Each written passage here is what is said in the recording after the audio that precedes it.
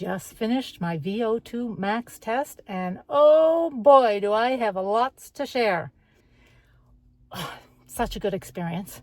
I'm tired, and I huffed and I puffed and I sweated, and yeah, but we can learn so much. I can't wait to share it all with you. Some interesting changes from last year to this year. Okay, I just arrived at the clinic where I'm having my VO2 max test done. I've done this once before, so I'm not quite as nervous as I was last year, but I still feel, I still feel quite nervous. This is a two-part series on VO2 max. Today, part one, I am taking you with me for the test.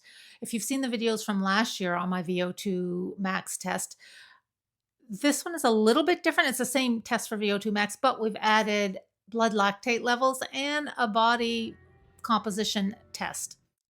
Part two next week is the follow-up interview with Dr. Jeff. So my name's Dr. Jeff Zahavich. That's the formal title. Jeff is my name. I have a PhD in health from Dalhousie University. And so my day job is I'm a senior instructor in kinesiology at Dalhousie. I'm a CEP, clinical exercise physiologist. And that allows me to work with both athletic populations and also persons with chronic health conditions. So metabolic syndrome, type 2 diabetes, all those things that come with lifestyle related implications, if you will. And then the other certification is the Certified Strength and Conditioning Professional. So that's what allows me to get into the gym and work with those clients to build muscle and change those body composition markers. So that's my professional role. And then I guess outside of that is I own a consulting company called Kinesic Sport Lab. Once upon a time in a past life, it used to be a brick and mortar facility where we would do physiology testing, coaching, training, and we primarily targeted kind of the recreational endurance athlete, so triathletes, cyclists, runners, skiers, swimmers, and then that kind of transitioned to the aging athletes, because as I started to get a little more involved in the community, I found that there was this whole cohort of folks like yourself that wanted to run and be active well into their late 40s, 50s, 60s, and even I was testing some runners in their 70s and 80s, which was pretty cool. And so the whole idea was there was a gap in terms of exercise science, research, metrics, analysis, conversations. And my goal is to make that information just more accessible to people like yourself that can really benefit from having access to that information. Oh, anyway, it's gonna happen very shortly. And as I always say, I'll be bringing you with me and taking you along and sharing the lessons, the good, the bad, the ugly.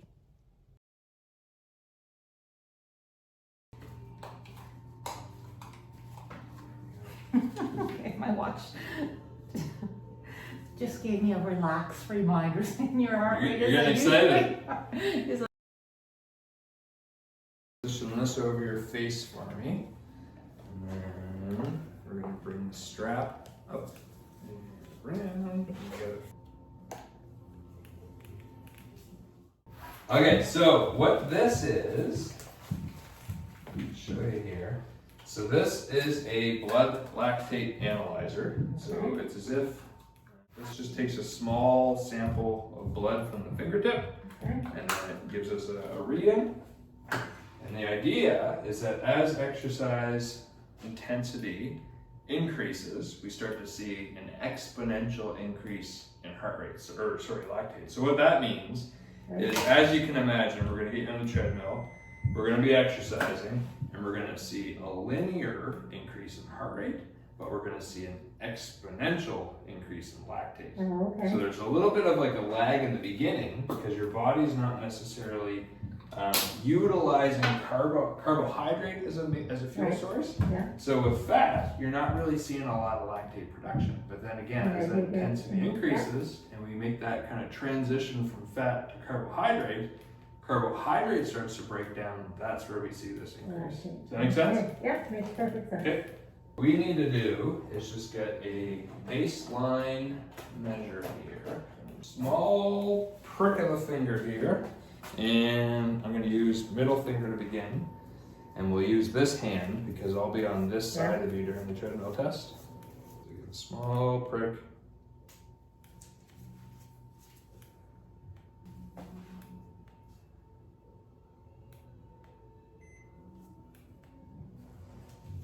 We'll do that every 2.5 minutes on the treadmill, and we'll get a score. And so you sitting there, we had a measure of 1.8 millimoles per liter. So that's just a measure of concentration. So then I always have to ask, what did you have for breakfast this morning? I had toast and peanut butter and honey. So carbohydrate with a little bit of protein.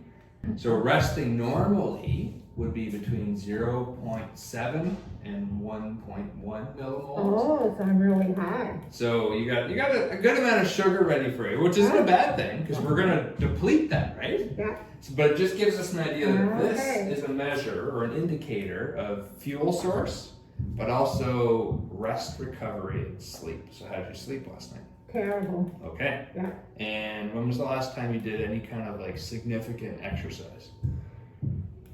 I haven't gone for a run since Thursday. I've been walking every day. Yeah, which is good. And I do like 15 minutes of stretches, but I haven't done a run since Thursday. So this is probably reflective of sleep quality and this morning's nutrition. Okay. Did you have coffee? Tea? Anything in the tea? No. Okay, so this is probably your honey and toast. And it's not a bad thing. It just gives us an idea of where we're at. Okay. And so what we expect to see with a measure of 1.8 is we'll get on the treadmill and it'll probably stay a little bit high for a bit and then it will probably come down, balance out, and then it will start to go up. So we'll see all this through the test. Do you think stress impacts that? 'Cause I'm like Probably. anxious about Yeah. And it's not a bad thing. This is just a measure of. Oh, it's so interesting because that's my breakfast that I often have before a run. Yeah. So the neat thing is that lactate in the world of veterinarian medicine with animals, they use this as an indication of the amount of stress that an animal is under. And we are mammals, right? So same manage your stress. So 1.8. So I'll take note of that. I'm gonna need to clean it first. Oh yeah. Oh. So even just standing here, where are we in terms of effort? Oh, 6. Perfect. That's what we're looking for. This chart will be used as a guide for my rate of perceived effort throughout the test. You assign a number to indicate or correspond with how hard you feel your body is working based on this scale. If you take a look at those numbers, if you add a 0 to each number, it makes it somewhat reflective of heart rate response. So if I'm saying my rate of perceived effort is a 6, that would lightly or loosely correspond to a heart rate of about 60 beats per minute. So nice and slow to begin with. 3.5 miles per hour for 4 minutes.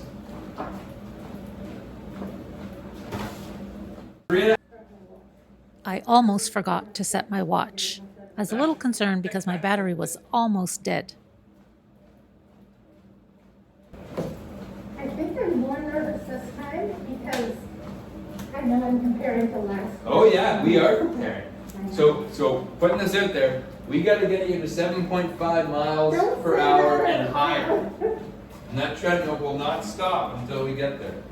I'm cracking the whip today. I do not feel as optimistic as you. I'm gonna try. And you get 30-second breaks every 2.5 minutes. I didn't give you that last time. Right, that's true. Okay, so real quick, I'm gonna get you to straddle the belt for me. And that finger. Okay, we'll get that. Hold on to that. I'll take that one. And you hop back on. And we're now up to 4. And just to make sure, where are we now in terms of effort? Maybe 6.5. 7 or 8. Yeah, I was gonna say 7 or 8. Okay, we'll go 7.5. Okay. And so that lactate's already coming down. What is this? So we are at 1.1. We were at 1.8. So you're starting to burn off some of that sugar. Okay. It's like that morning mist, you know, whenever you wake up and like all the dew is there and you gotta wait for it to burn off. Yeah. That's the sugar. That's what you're doing to your body. You're coming in foggy. Wow, good to know it can be worked That out. that whole kind of protein push first thing in the morning. Yeah. There's science behind that. Oh. Peanut butter is an okay source of protein, but not as good, say, as like an egg. Right. So we're at 4 miles per hour. We're still walking. So whenever you're ready, hop off. We'll reset. Go from there. Hop on. So a little bit of a jog. And we're still coming down. Where were you on that last one? I'm still feeling like 7 or 8. Okay, let's go. We'll go 8. So your heart rate's at 125.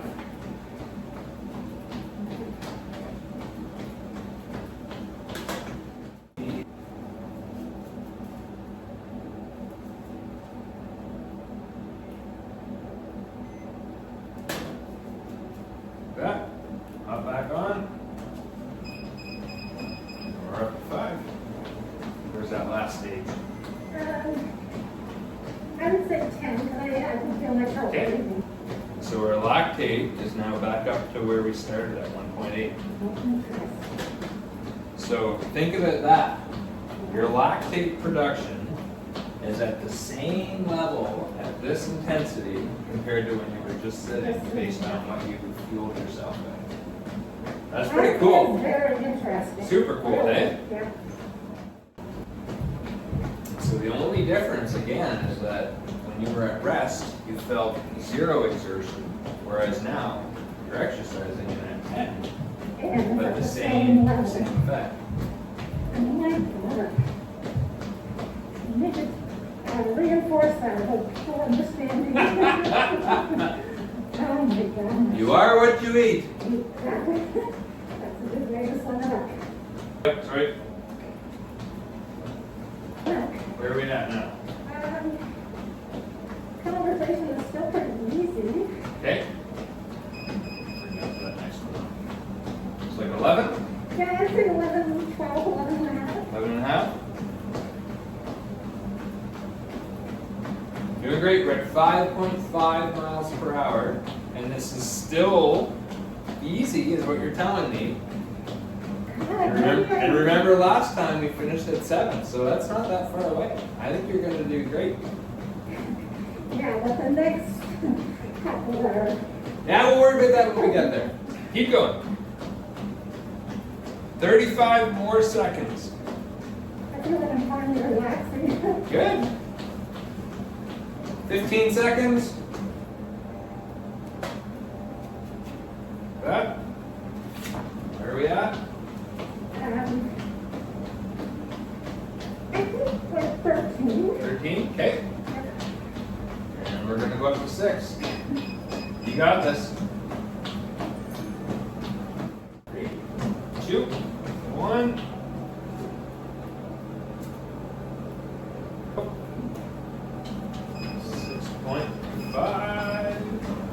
Good. Let's move a little closer to the front here. 2.5. Where are we at? I would say like 14 and a half. 14 and a half? Because I'm starting to breathe through my nose now. I Okay. can't breathe through my nose. Lactate's at 3.5 compared to the 1.8 that we started at. So exponentially more difficult. As it should be. And you are getting really close to where we ended last time, and this is still fairly easy in I comparison. didn't say easy. 30 seconds to go. Where would you say you're at now? I think we're like at 16. It's feeling. Okay, this is hard work. 15 seconds to go. And off.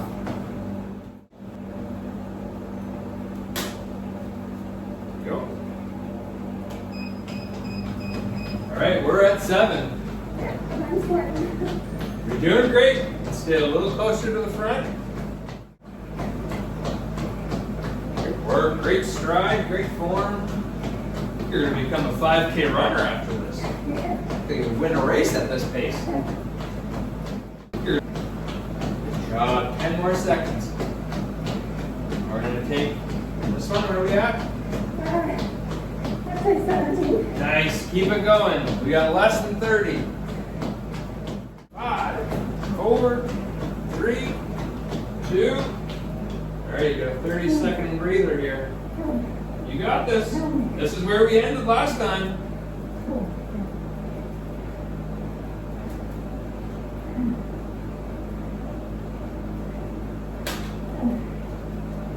All right. Whenever you're ready. 7-5. This is unknown territory at this point. 5. Every second further that you run gives us new data compared to last time. This is amazing. You got this. You got it. Push through. Push through.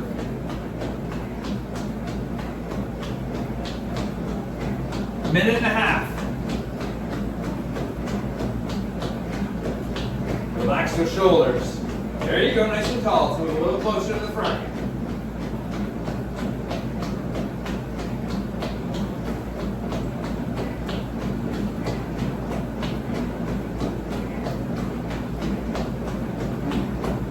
You got this. You got it.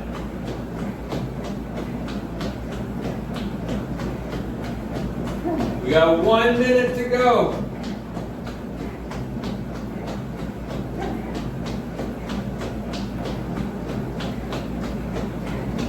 Let's move a little closer to the front. You got it. You got it. Good form. Where are we at? 19. 19?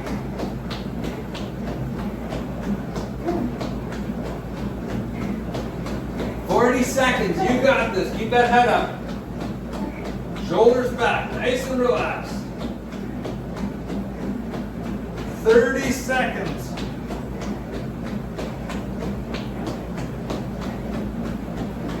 Let's move to the front. Move to the front. You got 20 seconds left. You got it. 15.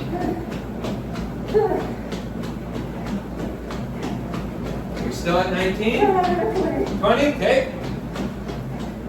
5, 4, 3, 2, 1. Straddle left out. See that figure? And put the hand over it.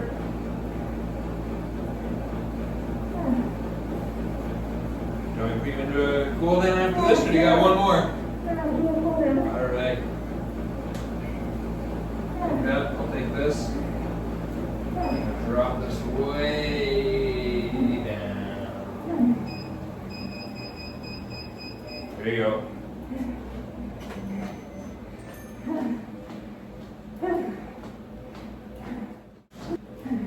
So it's going to collect data for the next several minutes as we cool down.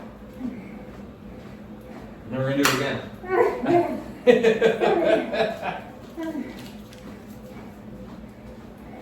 So we got your lactate up to 10.7 millimoles per liter, and we got it down as low as 1.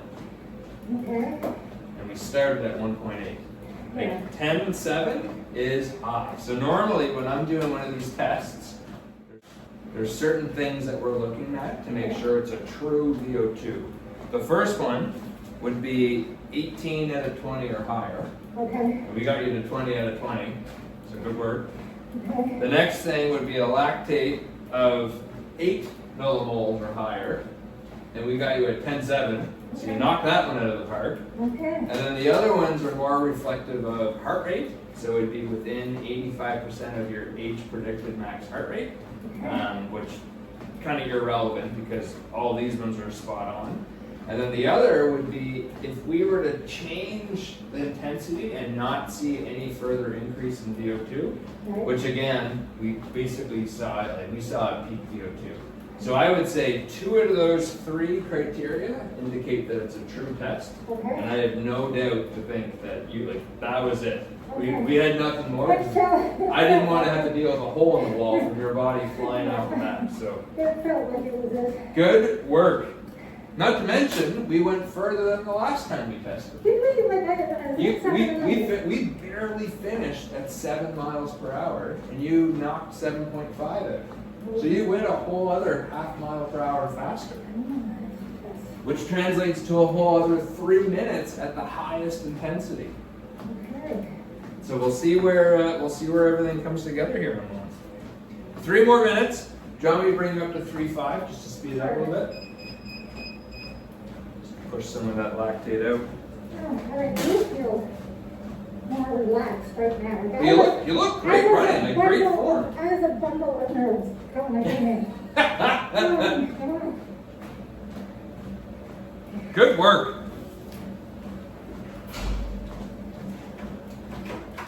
Okay, just make sure you don't fall off the back of the treadmill there.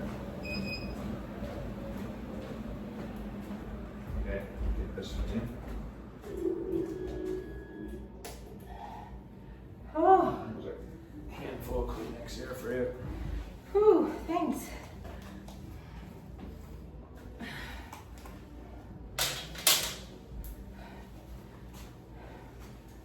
We just did the exact same test twice Yeah. with a year in between, Yeah. and we can now And look not at, a productive year, not what felt like a productive fitness year for me personally.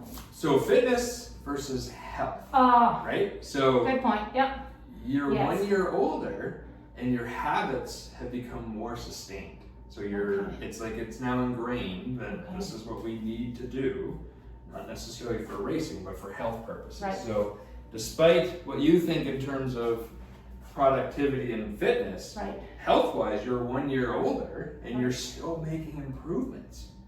And we saw that based on the fact that you were able to go half mile per hour further, longer. Thank you. I think I needed mentally that reframe. I think I really did because I've been very focused on the numbers. And it's the same argument that we have around like weight management, weight gain, weight loss, right? If you're only focused on that one number, which doesn't really give you the full breakdown, right? So when you look at like what goes into your total body weight, you've got fat mass, and you've got fat-free muscle mass. Right. And that's the number that we want to really see over time improve. Because if the weight stays the same, but your fat mass goes up and your lean mass goes down, that means that you're gaining fat, losing muscle, but your weight has stayed the same. So it's the same idea in terms of fitness, right? Like if you're only focused on that one number, VO2, Right. and it's actually going to go down every year because you're getting older. That's something that we can't really fight. But what we can do is how do you use that VO2? That's why too, when you look at any of those comparison charts, every time you enter into a new like age category, if you will, those numbers get lower. They don't get higher. Yes. If you can make them higher and get older, then that's phenomenal. Right. But you're also kind of limited to what you can do with that in terms of time and training and exercise and all that other stuff. So we'll do a deep dive here on what the actual data looks like. Because if we look at what your heart rate was at 7 miles per hour from last year, look at what your heart rate was at like, let's say 5 miles per hour, 6 miles per hour, 7 miles per hour, and we look at where it's at now, it's probably lower at each of those because you're using less energy because you're more efficient. Gotcha. Make sense? Yes, it makes perfect sense. It's also why your training zones, your heart rate training zones can change over time. Absolutely. And I guarantee that those are going to change because you went further today. And I don't even know if you actually reached. we'll see in a Oh moment. my God, I'm so curious. So if I was to kind of map this out, let's say your heart rate looks like this from last time. Yeah. Now it's going to be this. So your heart rate's going to be lower at any given speed. But I should be able to go faster. Without my heart working as And hard. your VO2 is going to be lower, meaning you're spending less, you're putting less energy in, and as a result, you're just working less. Okay. But Every you're going time faster and harder. The kind of the whole idea is when you first do a test, you're just understanding snapshot in time. This is where I'm at today. Yeah. But coming back a year later and having a productive year, you can now compare where you were in terms of snapshot a year ago, snapshot today, and it just starts to make sense. Yeah. So the biggest thing is every single year from now until the end of time, you just got to keep moving forward. The moment you stop exercising and give in to injury or whatever it is, that's when things take a steady decline. Yeah. And it gets that much harder to get back in shape.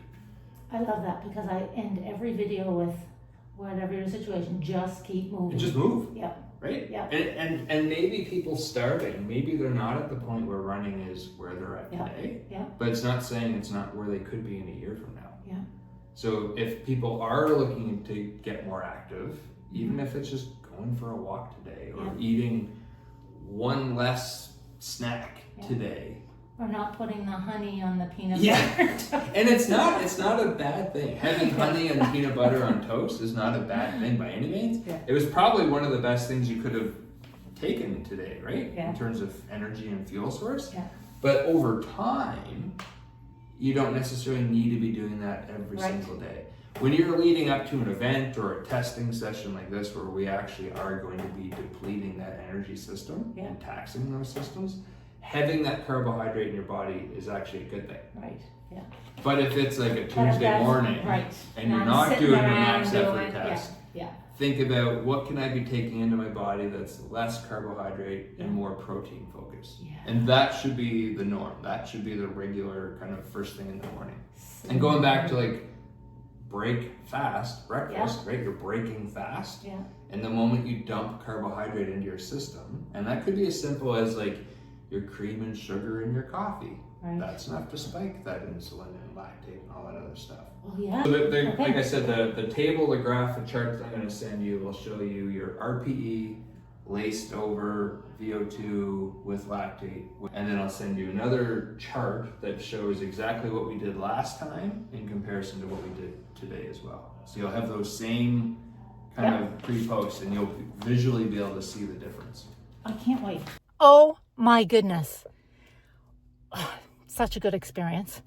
Okay, I am still in my car on my way home from this VO2 max test, and I've been driving for about 3 hours, close to 3 hours now, and I have so many questions, and I thought I'm gonna just stop and do a video so I remember my questions that I can ask Dr. Jeff.